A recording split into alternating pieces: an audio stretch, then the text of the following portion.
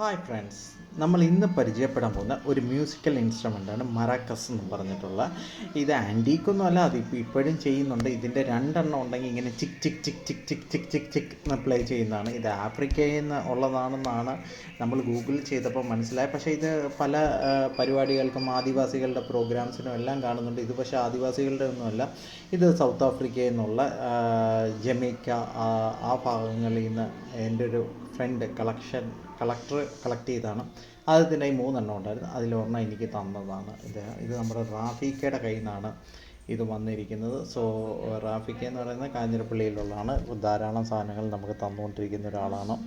വളരെ reasonable rate. അദ്ദേഹത്തിൻ്റെ എല്ലാ ഡീറ്റെയിൽസും നമ്മുടെ FB ഇൻസ്റ്റാഗ്രാം പേജിലുണ്ട്.